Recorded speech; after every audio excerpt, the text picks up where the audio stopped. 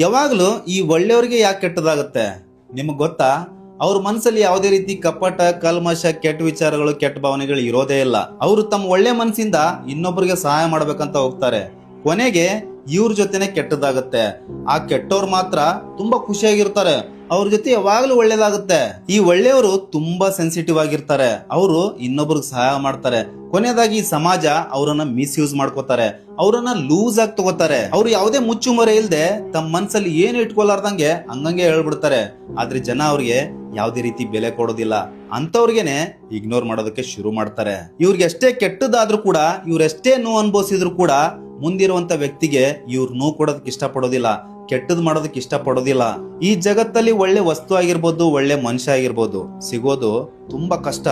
ಅಂತ ವ್ಯಕ್ತಿ ನಿಮ್ಗೇನಾದ್ರೂ ಸಿಕ್ಕಿದ್ದೆ ಆದ್ರೆ ಅಂತ ವ್ಯಕ್ತಿನ ಜೋಪಾನವಾಗಿ ಕಾಪಾಡ್ಕೊಳ್ರಿ. ಮತ್ತೆ ಅವ್ನು ಮಾಡಿರುವಂತ ಸಹಾಯನ ಯಾವತ್ತೂ ಮರೆಯೋದಕ್ಕೆ ಹೋಗ್ಬೇಡಿ. ನೀವಿರೋರ್ಗು ಅವ್ನ ಋಣ ಮುಟ್ಸಿ.